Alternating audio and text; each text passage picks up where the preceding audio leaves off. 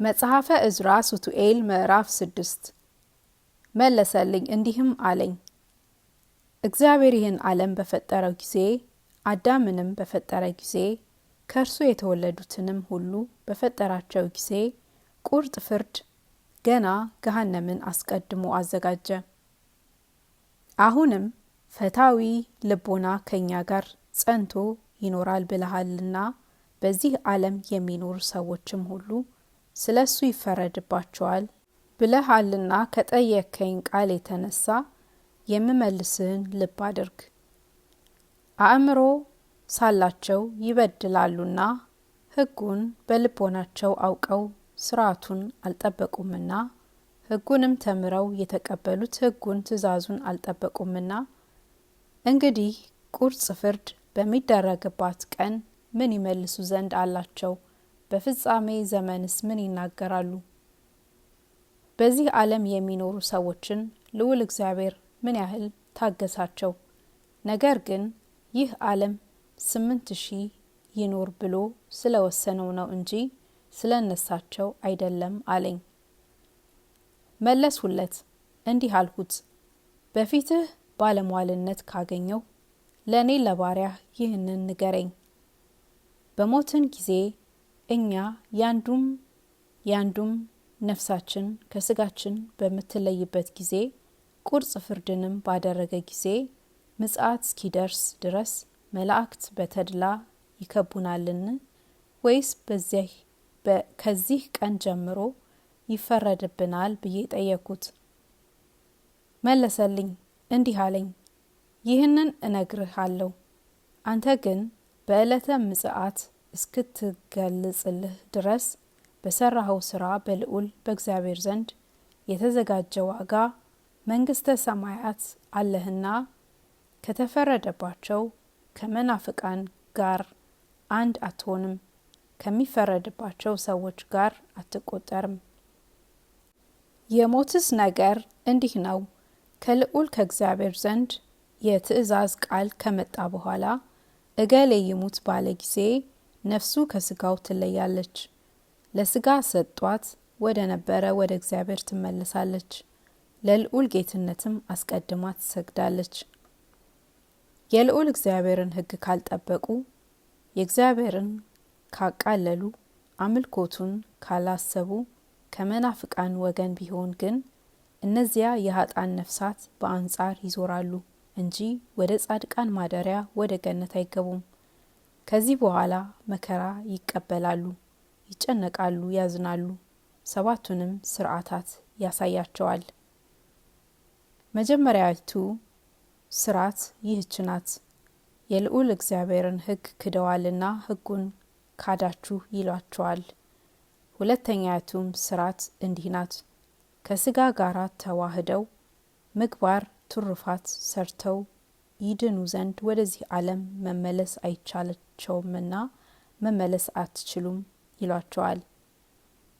ሶስተኛይቱም ስርዓት እንዲህ ናት፣ በእግዚአብሔር ስርዓት ላመኑ ጻድቃን የተዘጋጀላቸው መንግስተ ሰማያትን ያያሉና እናንተም ምግባር ብትሰሩ ይህን ትወርሱ ነበር ይሏቸዋል።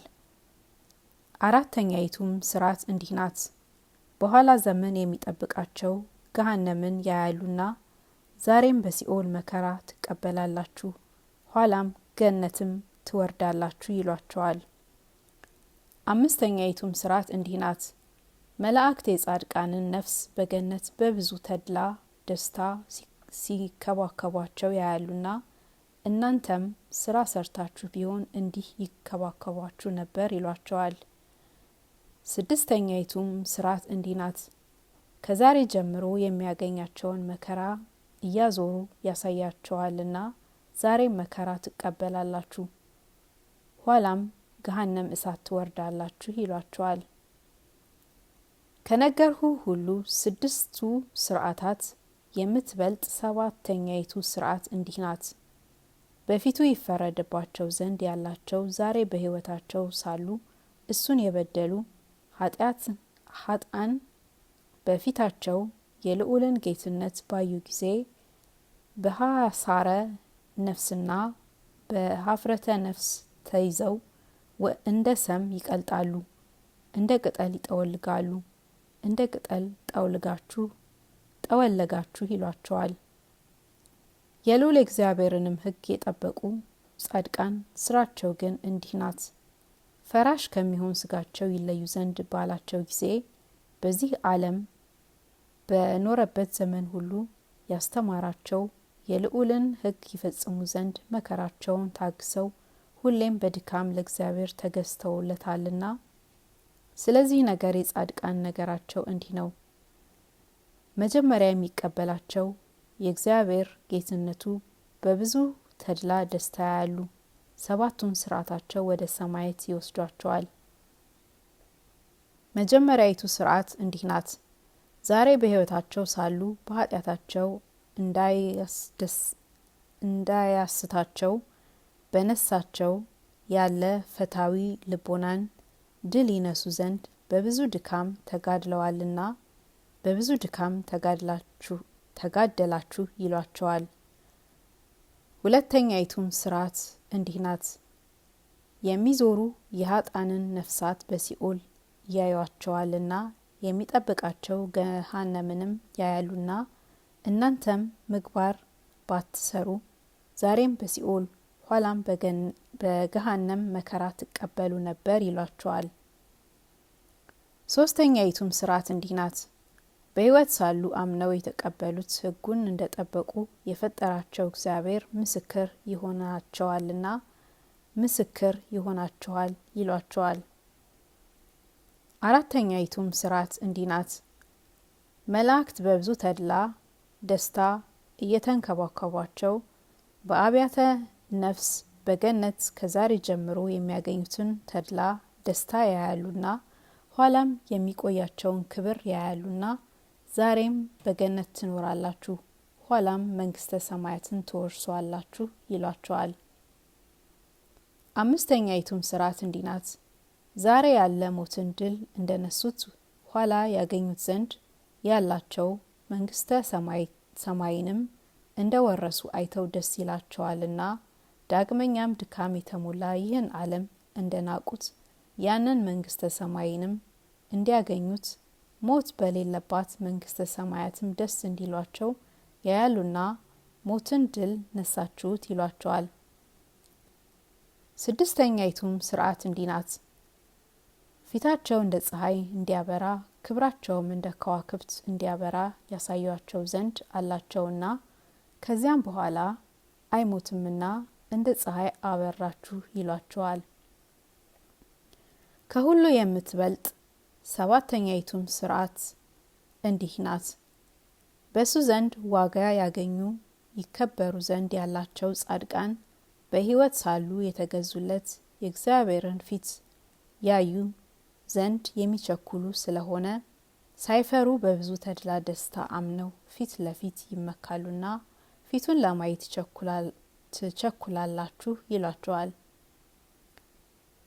ከዛሬ ጀምሮ ያገኙ ዘንድ ያላቸው የጻድቃን ክብራቸው ስርዓታቸው ይህ ነው። ከሃዲያን መከራ በሚቀበሉ ገንዘብ የነገርኩ የኃጥአን ስራቸው የቁርጥ ፍርዳቸው ይህ ነው አለኝ።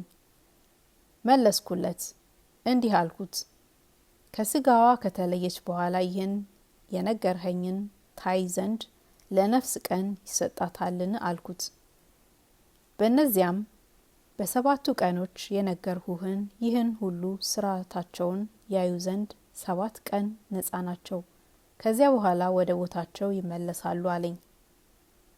መለስኩለት እንዲህ አልኩት፣ አቤቱ ጌታዬ በፊትህ ባለሟልነት ካገኘሁ ለእኔ ለባሪያህ ዳግመኛ ይህንን ንገረኝ። ቁርጥ ፍርድ በሚደረግበት ቀን በልዑል ዘንድ ጻድቃን ለኃጥአን ማማለድ ይችላሉን?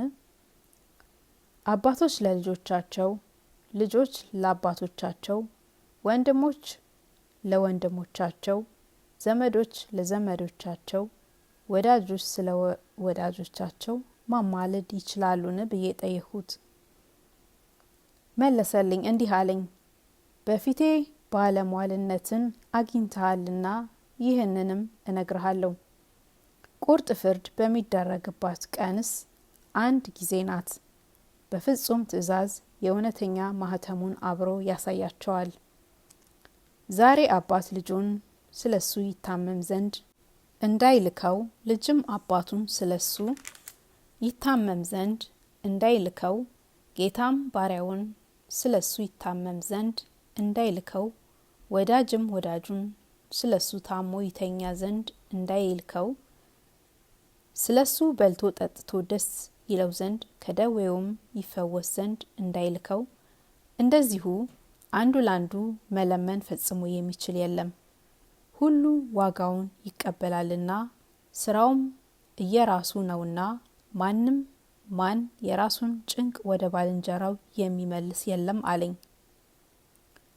መለስኩለት እንዲህ አልኩት፣ ቀድሞ አብርሃም ስለ ሶዶምና ስለ ገሞራ ሰዎች እንደለመነ እንደምን ተጽፎ አገኘን?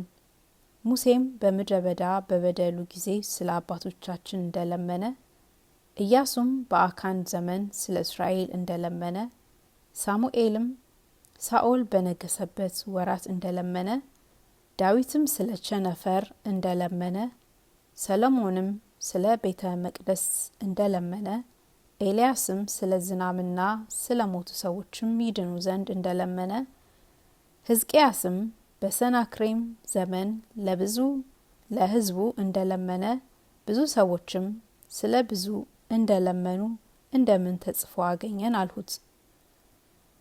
ይህ አላፊው ዘመን ጸንቶ ስለ ኃጢአትም በስቶ ስለ ጻድቃን ስለ ኃጥአን ከለመኑ፣ ጻድቃንስ ለኃጥአን ያን ጊዜ እንደምን አይለምኑም አልሁት። መለሰልኝ እንዲህ አለኝ፣ ዛሬ የሚታይ የዚህ ዓለም ፍጻሜው ገና ነውና ለዘላለም ጸንቶ የሚኖር የእግዚአብሔር ጌትነቱ ገና አልተገለጸምና፣ ስለዚህ ነገር ጽኑዓን አእምሮ ጻድቃን ለድኩማነ አእምሮ ኃጥአን ለመኑ። ቁርጥ ፍርድ የሚደረግባት ዕለት ምጽአትስ ይህ ዓለም በሚያልፍ የማያልፍ መንግስተ ሰማይ በሚተካ ገንዘብ የዚህ ዓለም መጨረሻ የሚመጣ የዚህ ዓለም መጀመሪያ ናት። ከዚህ በኋላ ድካም ስጋ ይጠፋል፣ ጸብ ክርክርም ይጠፋል። ሕግ ዋጋ ትሰጣለች፣ በቅንነት የተሰራች ስራ ትጸናለች። ያን ጊዜ ቁርጥ ፍርድ በሚደረግበት ቀን በኃጢአት ድል የተነሳ ሰውን ይቅር ማለት የሚቻለው የለም። ኃጢአትን ድል የነሳ ሰውንም መከራ የሚያጸናበት የለም። መለስኩለት እንዲህ አልኩት፣ ነገሬ እንደቀደመው ነገሬ ነው።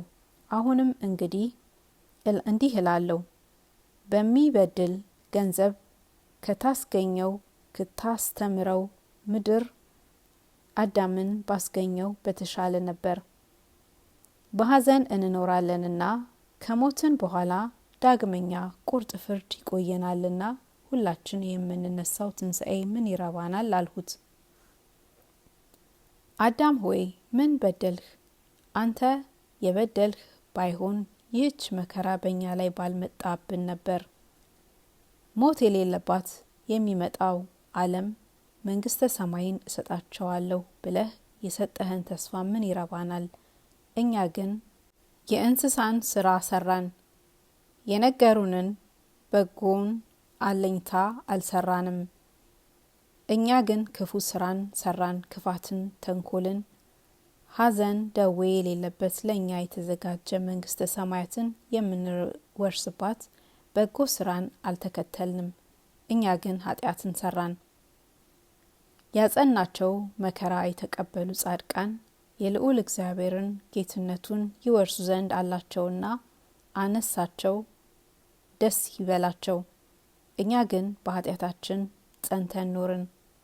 የማያልፍ መንግስተ ሰማያት ይሰጣልና በገነትም የሚገኝ ፍሬው ተድላ ደስታ ሕይወት ነውና ደስ ይበላችሁ።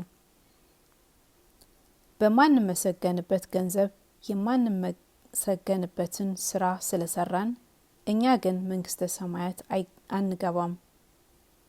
ትዕግስትን አጸንተው የያዟት የጻድቃን ፊታቸው ይበራልና ደስ ይበላቸው።